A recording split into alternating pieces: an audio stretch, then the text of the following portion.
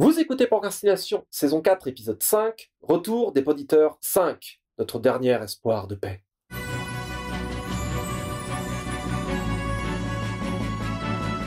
Un podcast sur l'écriture en 15 minutes. Parce que vous avez autre chose à faire et qu'on n'a pas la science infuse. Avec les voix de Mélanie Fazi, Estelle Fay et Lionel Delous. Donc, à nouveau un petit point d'étape avec les retours que vous nous avez adressés via les réseaux commerciaux, les sites, etc. Et surtout le forum elbakin.net. On en profite comme toujours pour les remercier de la diffusion et de la communication qu'ils assurent autour de l'émission. Il y a donc un forum bien rempli avec des tas de gens sympas et des discussions intéressantes. C'est prioritairement l'endroit privilégié pour nous envoyer vos commentaires et vos questions, ou éventuellement même vos idées de thèmes, si vous en avez des idées pour de futures émissions, n'hésitez pas, il y a un fil du forum par saison. On n'a pas la possibilité de répondre à tout, mais nous lisons cependant. Nous en tirons fréquemment vos retours et vos commentaires que nous traitons dans ces épisodes de Point d'étape. Et donc pour commencer, alors je crois qu'il faut qu'on commence par faire une petite précision sur l'épisode. La première fois, apparemment l'expression syndrome de l'imposteur avait été mal comprise sur le forum, où apparemment il y a la crainte comme quoi nous pourrions dire que les auteurs qui commencent à publier sont des imposteurs. Alors non, pas du tout, bien sûr que non. Nous avons tous été des auteurs qui ont commencé à publier, et nous sommes tous en train de publier, à commencer à publier, juste toute notre vie. Donc qu'est-ce qu'on entend par syndrome de l'imposteur en fait? C'est l'impression de pas être, je sais pas, c'est de pas être à sa place. L'impression de ne jamais être assez bon en fait. Cette impression qu'on peut avoir quand on commence à écrire et de dire je vais pas y arriver ou c'est pas assez. Ou on publie un premier livre et ça marche bien et on se dit mais derrière je vais pas réussir à assurer. C'est cette impression de pas être à la hauteur. Et c'est quelque chose d'assez fréquent qu'on trouve chez, je vais pas dire tous les artistes, mais quand même chez beaucoup de gens. Je pense. Oui. Clairement. Oui, bah moi, chaque fois que j'écris un bouquin, je me dis, c'est bien sûr à ce bouquin-là qu'on va se rendre compte qu'en fait je suis un gros faisant et que tout le monde se détournera de moi et que je mourrai seul et triste. Voilà, c'est le syndrome de l'imposteur et bah c'est évidemment un obstacle à essayer de surmonter pour réussir à créer quelque chose sans, en gros, caler de trouille ou de démoralisation au milieu. Et ça peut être un combat quotidien et ça peut être un combat que certains mènent toute leur vie.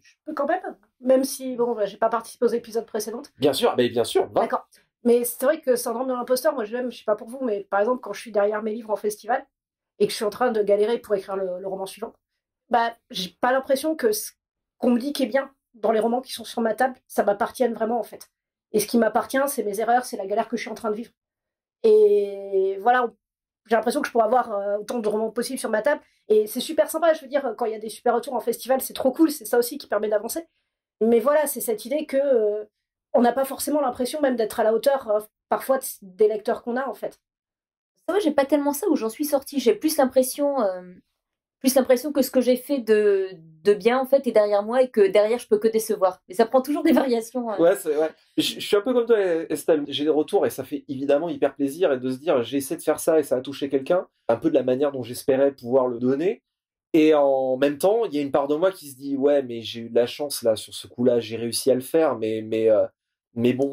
Mais ça va se voir, ça va se voir. Mais ça va. Mais je veux dire le suivant, je vais pas y arriver parce que là j'ai eu de la chance. Il y a eu un concours de circonstances. J'ai bu un sirop de grenadine le jour où il fallait, où j'ai écrit cette scène dont on me parle. La foudre est tombée. Et voilà, la foudre est tombée au bon endroit. Au bout d'un moment, il faut quand même se rendre compte que quand j'ai passé récemment les 10 bouquins publiés et au bout d'un moment, t'es forcé de te regarder entre quatre yeux. Tu fais bon mec, il va quand même falloir assumer que c'est pas de la chance. Il s'est probablement passé quelque chose Oui. qui fait que bon, quelque part, bah tu sais pas ce que tu fais, mais il y a quelque chose en toi qui sait quand même ce que tu fais parce que visiblement, bah tu continues. Donc ça va pas pouvoir continuer à te servir d'excuse pour boire du sirop de grenadine au lieu d'écrire des fois. C'est amusant que ça persiste comme ça chez vous. Moi, avec l'expérience, ça a muté, ça s'est déplacé. Mais par contre, je voulais apporter une précision aussi, c'est que l'expression, puisque ça a été assez mal compris apparemment, l'expression syndrome de l'imposteur, c'est pas une invention personnelle, c'est une expression qui est figée telle qu'elle. Cherchez sur Internet, je pense que vous allez trouver des dizaines, des centaines de pages autour de cette expression syndrome de l'imposteur. Elle est vraiment, c'est une expression toute faite. À ne pas confondre avec la trouille de louper ce roman-là tout court, qui elle peut être, je trouve au contraire, une bonne motivation pour avancer. Je suis entièrement d'accord. Et ça pousse à aller chercher toujours plus loin, et ça rejoint l'authenticité dans ce qu'on a dit dans les épisodes précédents. Toujours sur le forum Elbakin, une question sur l'épisode Choisir un bêta lecteur. Le retour nous dit « Il me semblait avoir lu ou entendu quelque part un conseil recommandant de préparer des questions pour les bêta-lecteurs. J'y ai repensé quand une amie à qui je fais lire un de mes textes m'a demandé de lui préparer un questionnaire. J'ai découvert que c'était tout sauf facile à faire, surtout quand on veut en rester à un nombre raisonnable de questions, moins de 10. » Alors, je pense que cette idée, ce conseil recommandant de préparer pour des questions pour les bêta-lecteurs, moi en tout cas je l'ai lu dans le bouquin que je cite régulièrement, qui est Right Away de Elizabeth George, toujours traduit mais magnifiquement par Mes secrets d'écrivain. Il me semble que George prévoit dans une enveloppe scellée une liste de questions qu'elle se fournit avec le manuscrit pour ses bêta-lecteurs. Est-ce que c'est un truc que vous faites? Vous préparez la question et si oui, combien? Quelle taille? Combien les bêta-lecteurs ont de temps pour répondre? Alors moi en fait, j'ai 2 bêta-lecteurs et demi. Donc il y a Jérôme qui est mon premier bêta-lecteur, donc Jérôme Accouche. Et qui lui, en gros, c'est très simple, je lui envoie les textes pour qu'il les démolisse. Mais vraiment, quoi. Voilà, et je sais qu'il va les démolir, qu'il va leur arracher les tripes, qu'il va en faire des nœuds, et je vais pas lui préparer des questions.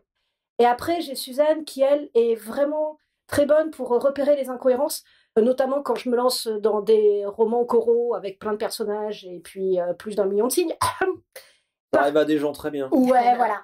Et elle, par contre, elle va vraiment être là, et avant tout pour voir si tout est bien cohérent, s'il n'y a pas de redites, si toutes les lignes d'histoire matchent bien ensemble. Donc, elle va beaucoup plus être là pour ça. Et enfin, j'ai Fabien qui, lui, est un peu mon spécialiste S-mythologie, entre autres choses. Et donc, notamment, avec lui, j'ai beaucoup parlé de mes mythologies, voir si mes mythologies fonctionnent, mes systèmes de magie, mes univers. Donc voilà, c'est plutôt des bêta-lecteurs spécialisés, en fait. Mais j'en fais pas une école, hein, je veux dire, ça marche comme ça avec moi, c'est très bien. Je serais plus effectivement dans la même démarche qu'Estelle, je n'ai pas de questions en général, je cherche plus. Alors, j'ai des attentes différentes selon les bêta-lecteurs, souvent plus un retour général, est-ce que ça marche ou pas. Par contre, il peut m'arriver d'avoir une question sur un point parce que je ne suis pas sûre que ça fonctionne, mais souvent je pose cette question-là après. C'est bon, maintenant que tu as lu le texte, il n'y a rien qui accroche, et ça, est-ce que ça t'a dérangé ou pas, si on ne me l'a pas mentionné spontanément. Mais une liste de questions, je ne crois pas l'avoir déjà fait. Pas, pour en tout cas ma propre approche, j'en vois pas l'utilité.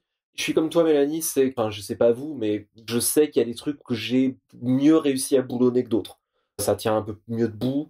Et il y a des trucs où j'ai peut-être pris aussi plus de risques, où j'ai tenté un truc la première fois et je sais pas si ça passe.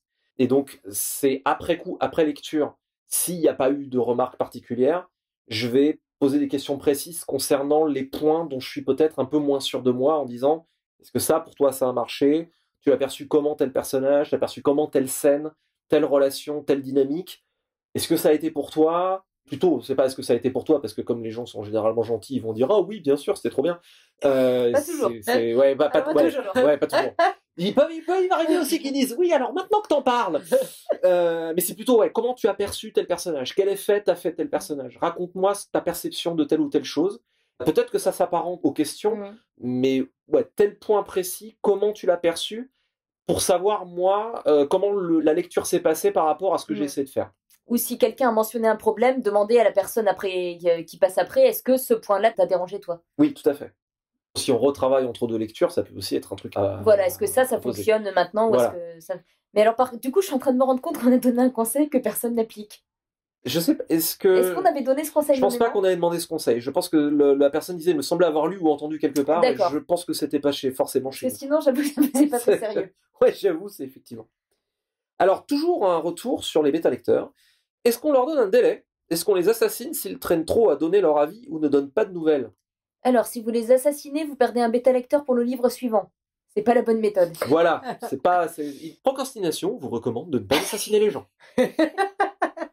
Ne faites pas ça à la maison. J'ai envie de dire comme très souvent, ça dépend. Alors évidemment, on est forcément très très très impatient et on a envie d'avoir le retour là maintenant tout de suite parce qu'on est en train de flipper totalement derrière son écran. Et ça c'était bien, et ça c'était bien, voilà. Et ça aussi c'était bien. Moi, il y a 2 choses que je vois. Ça m'est arrivé de préciser un délai à un bêta-lecteur si par exemple c'est un texte pour un appel à texte et qu'il y a un délai très précis. Si je dois rendre mon texte dans 2 semaines, j'aimerais bien que le bêta-lecteur ne me réponde pas dans 2 ans. Oui. Voilà, ça peut être une considération très très pratique.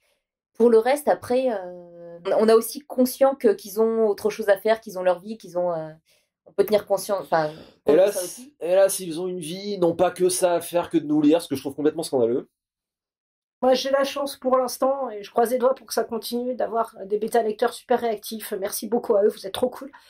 Donc, j'essaye d'entretenir ça, avec des pots de vin infects, notamment des livres sur les pompiers. Voilà.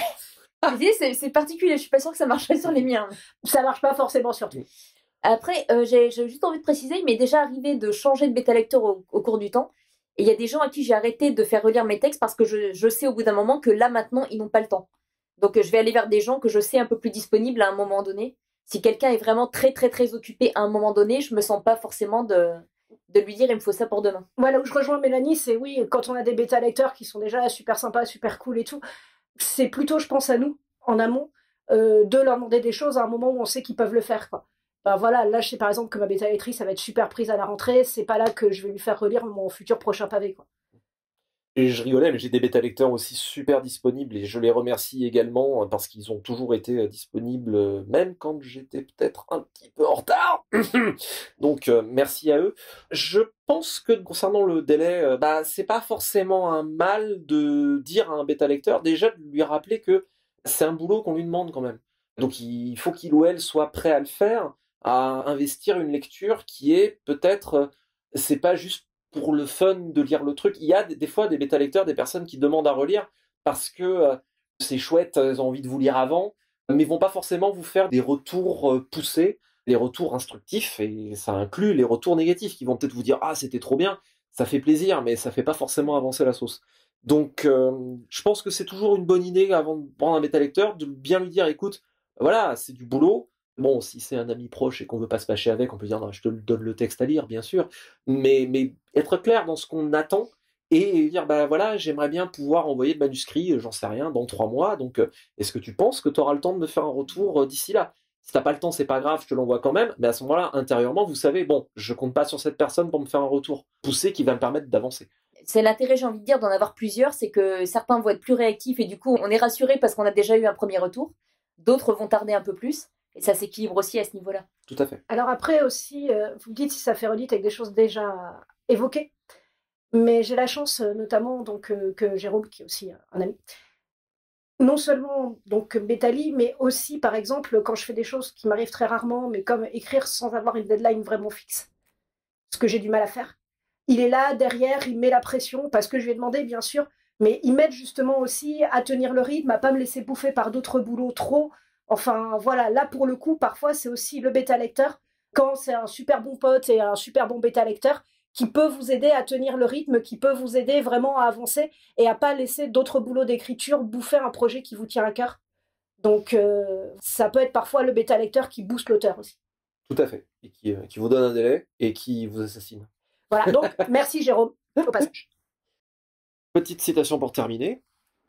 Si vous voulez lire un certain livre mais qu'il n'existe pas encore, il vous faut l'écrire. Toni Morrison. C'était Procrastination. Merci de nous avoir suivis. Maintenant, assez procrastiné. Allez écrire.